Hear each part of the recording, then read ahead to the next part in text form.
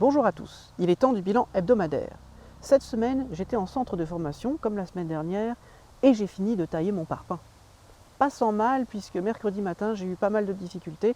Je devais manquer de concentration, je n'arrêtais pas de mal tenir mon ciseau et de faire des creux dans la face que je taillais, ce qui m'a pris une bonne matinée, alors que la même, de l'autre côté de la pierre, ne m'avait pris que peut-être 1 heure la veille. Mais bon, je me suis quand même débrouillé pour, mercredi soir, avoir fini de tailler mon parpaing. J'étais très content parce que ça voulait dire que jeudi, j'allais pouvoir attaquer autre chose. Cette autre chose, c'était le dessin. Un tailleur de pierre doit savoir tailler une pierre, mais il doit aussi savoir dessiner, parce qu'on ne taille pas une pierre au hasard. La plupart des pierres qu'on a dans les bâtiments, ce sont des parpaings, mais aujourd'hui, ils sont découpés soit avec des machines, soit avec des scies, enfin, ça ne demande pas une grande maîtrise du dessin. Mais dès qu'on commence à s'attaquer à des éléments un peu plus compliqués, comme des voûtes par exemple, des encadrements de fenêtres et de portes, des arcs, etc., là, il faut savoir dessiner. Il y a 3 types de dessins que le tailleur de pierre doit savoir faire.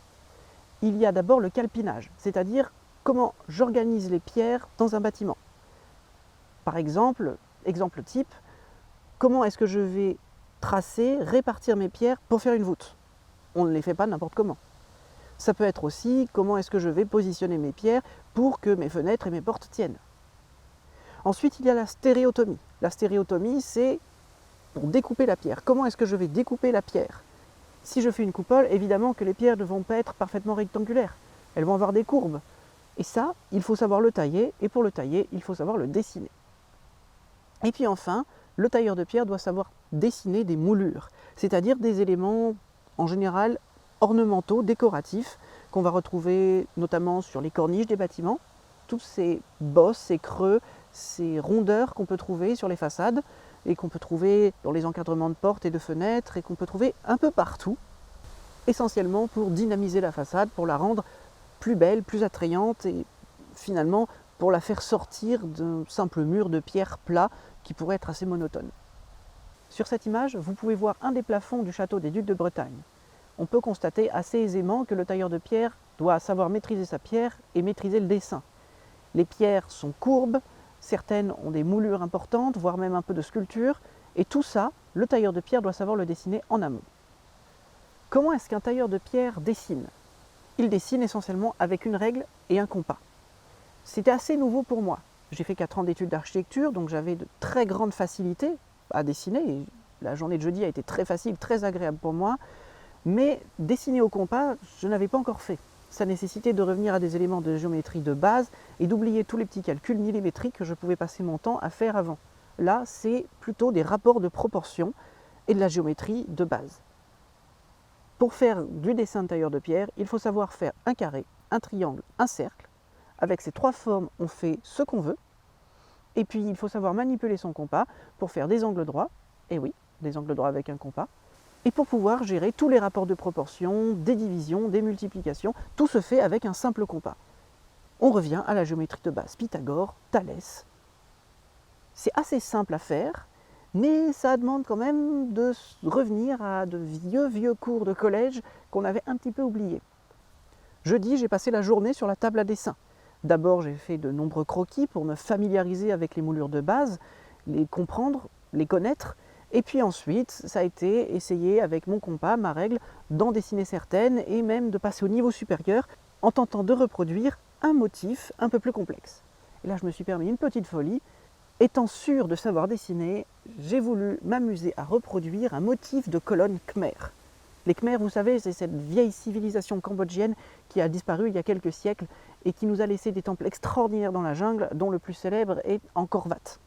J'ai passé quelques heures sur mon dessin qui était quand même très compliqué, avec des tout petits éléments de détail. Je ne pouvais pas dessiner à l'échelle 1, feuille de papier trop limitée, donc j'ai réduit la taille. Et je me suis donc retrouvé avec de tout petits détails qui faisaient à peine quelques millimètres à gérer au compas, pas facile. Et je me suis bien amusé et je crois que j'ai déjà une bonne maîtrise du dessin des moulures. Maintenant, il ne reste plus que la suite, les tailler. Et ça, c'est ce que je vais faire la semaine prochaine, qui sera ma dernière semaine dans le centre de formation, avant de repasser pendant pratiquement 2 mois en entreprise. La semaine prochaine, je vais donc choisir une moulure, la dessiner et la tailler.